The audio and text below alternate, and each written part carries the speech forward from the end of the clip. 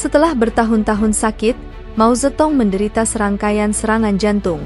Pada tahun 1976, Mao meninggal pada usia 82 tahun.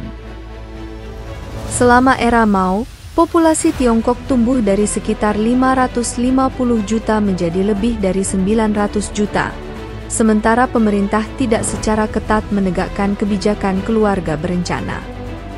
Dengan kematian Mao, pemerintahan baru Tiongkok di bawah Deng Xiaoping sangat ingin menjauh dari revolusi abadi yang telah diwariskan oleh para leluhur mereka dan bergerak menuju stabilitas dan perbaikan ekonomi.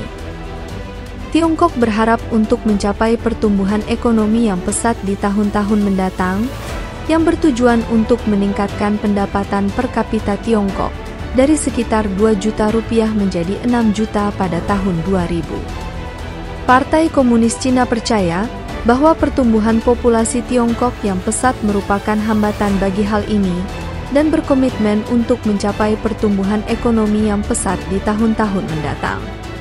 Mengendalikan populasi penduduknya adalah solusi mereka dengan kebijakan satu anak yang terkenal yang membatasi jumlah anak yang boleh dimiliki oleh sepasang suami istri.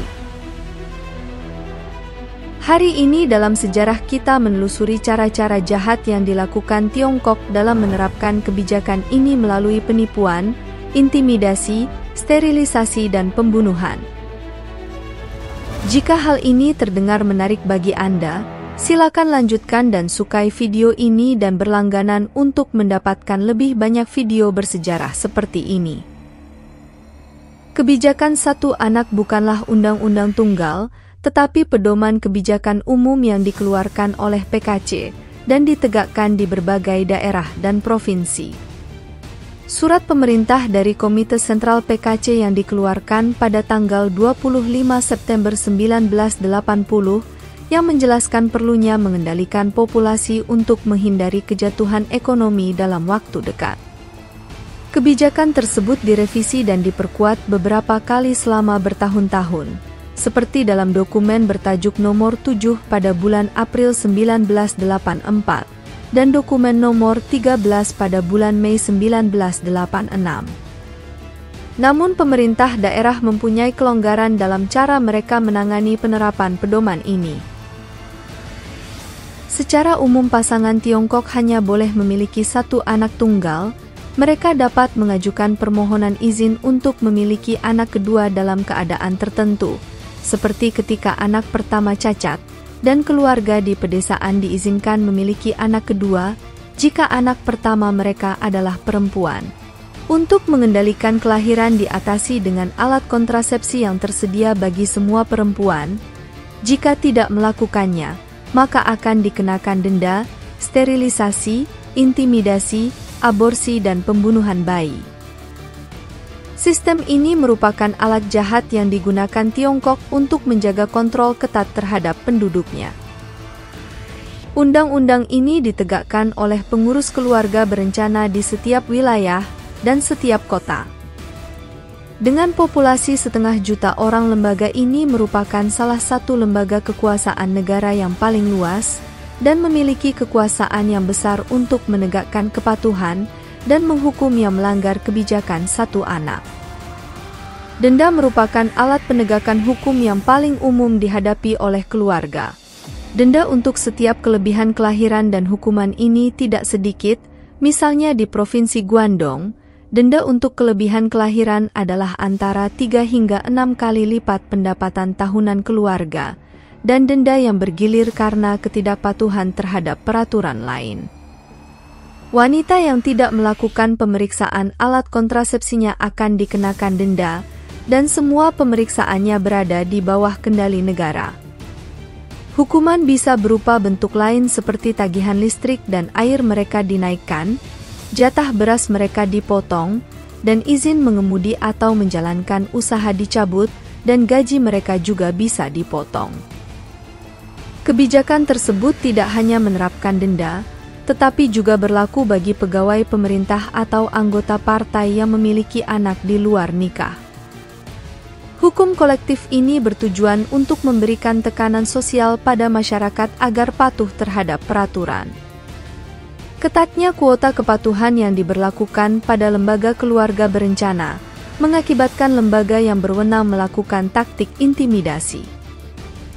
Pada tahun 1997,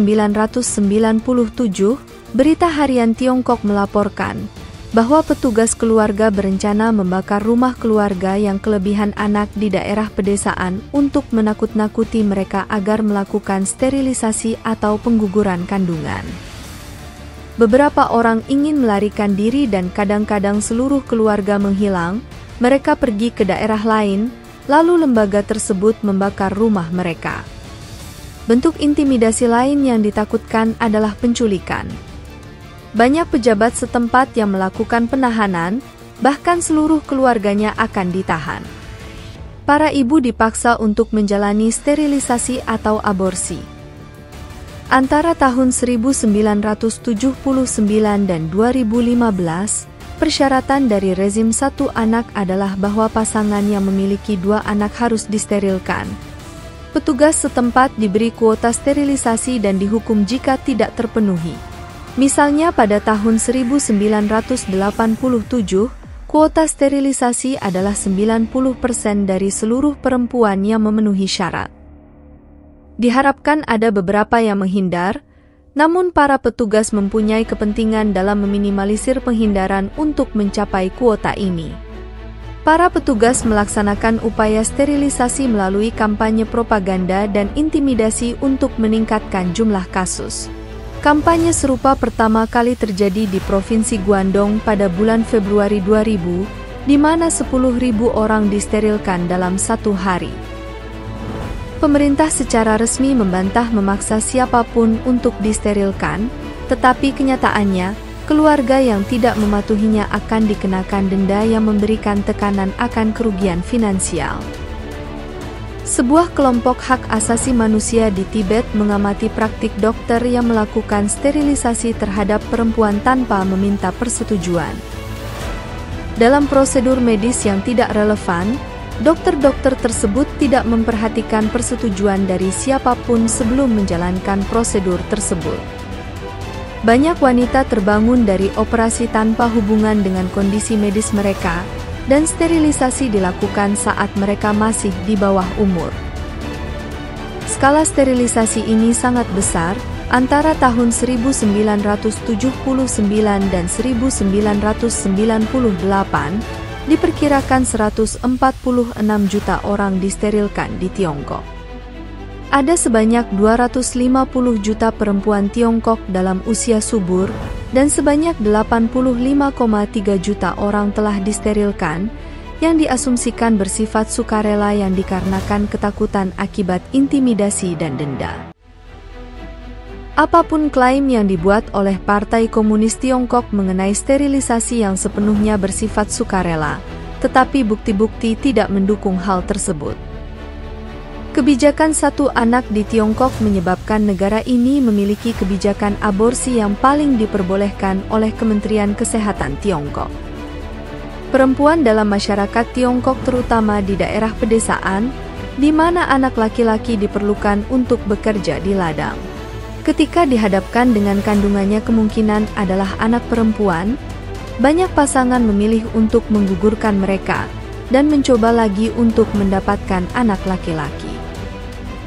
Pengguguran selektif jenis kelamin adalah penyebab utama ketidakseimbangan gender yang terus berlanjut di Tiongkok, di mana laki-laki jauh melebihi jumlah perempuan, sehingga pada tahun 1986, Partai Komunis Tiongkok melarang orang tua untuk mempelajari jenis kelamin anak mereka sebelum kelahiran, dan semua aborsi selektif berdasarkan jenis kelamin dilarang.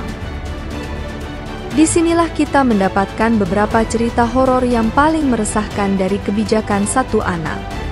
Seorang wanita bernama Zo menceritakan kisahnya tentang bagaimana dia hamil anak laki-laki kedua. Ketika pihak berwenang mengetahuinya, pihak berwenang memaksanya untuk melakukan aborsi, meskipun dia ingin melahirkan anaknya. Akhirnya Zo memutuskan untuk menjalani aborsi, namun aborsi tersebut gagal. Dan putra Zo hidup, dia merasa lega dan memohon untuk memelihara putranya, tetapi staf rumah sakit menolak, Zo diusir dan putranya disuntik mati. Aborsi selektif berdasarkan jenis kelamin terhadap anak perempuan telah menjadi masalah umum di Tiongkok. Tidak ada catatan yang jelas mengenai berapa banyak anak-anak yang sebagian besar perempuan diaborsi akibat kebijakan satu anak. Mempelajari populasi Tiongkok, diperkirakan bahwa ada hingga 50 juta anak perempuan yang seharusnya dilahirkan dari tahun 1980. Tidak sulit untuk menyimpulkan apa yang terjadi pada mereka. Sebuah penelitian pada tahun 1994 menunjukkan bahwa dari semua kematian bayi yang dilaporkan, jumlah anak perempuan lebih banyak. Kematian yang tidak terdaftar yang terjadi di seluruh Tiongkok adalah sebuah kisah yang mengerikan, namun jumlah kematian yang kita ketahui juga tidak kalah meresahkannya.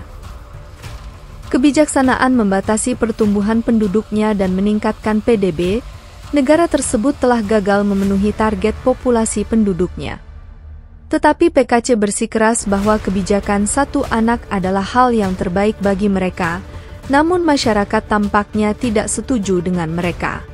Ada yang mengatakan bahwa tujuan dari kebijakan tersebut tidak penting, kebijakan itu sendiri adalah salah, bahwa pelanggaran terhadap kebebasan pribadi memaksa sterilisasi, aborsi wajib, dan pembunuhan bayi adalah kejahatan yang tidak dapat dibenarkan oleh alasan pertumbuhan ekonomi sebesar apapun.